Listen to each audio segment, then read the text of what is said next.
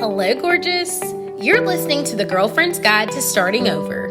On this podcast, we talk about everything from dating and relationships to personal development. We also speak very candidly about the F word, and by that, I mean failure. So grab a pen, tag a friend, and let's talk about it. All of it. Undergoing, overcoming, and simply trying to make it through. Hello, gorgeous, and welcome back to the Girlfriend's Guide. If you don't know, I'm your host, Kayla, and I am so excited that you have made it back to my platform.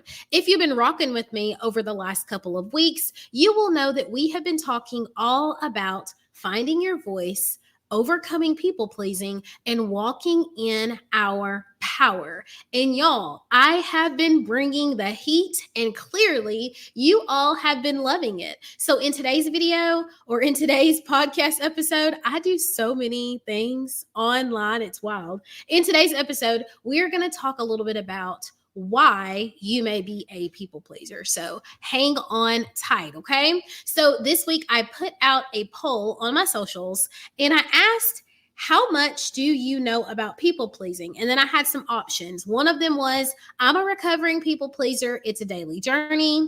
Another was, I know I am a people pleaser and I've been working on it, but could still use support. I may be a people pleaser, but I'm not really sure. I absolutely need help with overcoming people pleasing. I don't even know where to start, or I'm not sure I really know what people pleasing is. And it was overwhelming to see how many people weren't really sure if they were a people pleaser or not. And I want to just address this briefly because it's actually really common, because we become people pleasers because at some point in our lives, we learned that cooperation, that compliance, that not rocking the boat meant that we were safe.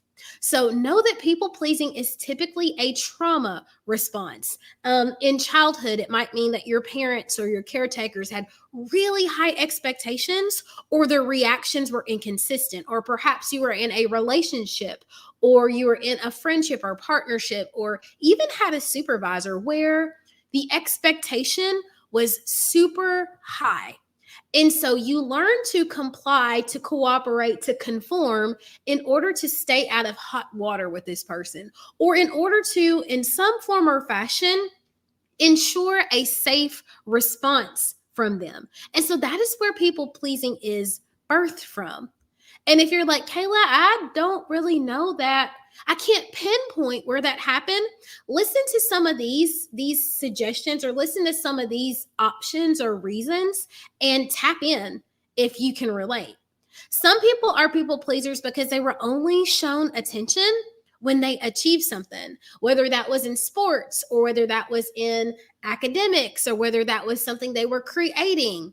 Sometimes people only got attention for how they performed, and so they learned to put on a good show.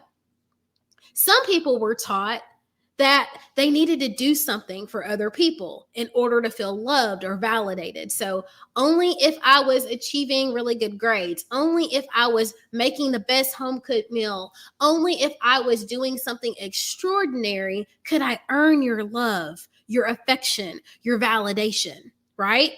Then other people were only praised when they were compliant and did exactly as they were told. If they stepped out of the square at all whatsoever, if there was any hesitation, if there was any resistance to what was being dictated to them, there was trouble. And so they learned, if I cross every T, dot every I, do exactly what I am asked, well, then I'll be praised. I'll be celebrated. And as young children, as very vulnerable and malleable teenagers, as young adults, we learn, oh, well, that's easy. Do what you say do. Don't get in trouble. Get praise. Get high fives. Get all the love. I'm down. Sign me up. It's a terrible long-term plan, but in the moment, it's the plan that allowed you to survive. And then the other thing that you might have learned is that, especially if it's a parent, that it's your job to keep them in a good mood. It's your job to not be a burden, because they carried so much trauma. They carried so much of their own weight that any little thing that you did set them off, sent them over the edge. And they were just like, can you just chill? And it's like, honestly, you were probably just being a kid. Like, let's just be honest. There is an age gap, like around the age of 12. I say around the age of 12 to like 17, 18, where you can be like majorly annoying, and it's kind of, you're trying to figure out or navigate life. And so you're not intentionally being annoying. It's just your existence. And so if you learned when you were really small, don't be whiny, don't be needy, don't be clingy, don't ask too many questions, don't cause a commotion, don't make a scene, do exactly as you're told, you may have unconsciously adopted the identity of a people pleaser. As a result of these things, we become less and less interested in exploring who we actually are, and become more invested in learning who other people want us to be.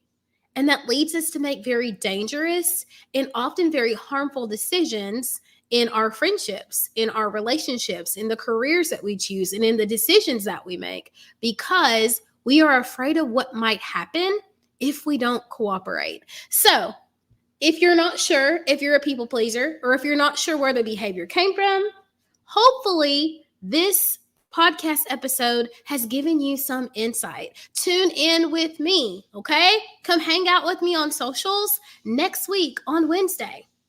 I am kicking off Rock the Boat. It is a 3-day mini mind where I'm giving you all of my secrets. We are going to go over exactly what people pleasing is. I'm going to teach you about the 5 different people-pleasing types, help you identify which one you are and why you became that way. And then I'm going to give you my 3-step strategy for overcoming people-pleasing, exactly what I did to get over it, to stand in my power, to start advocating for myself.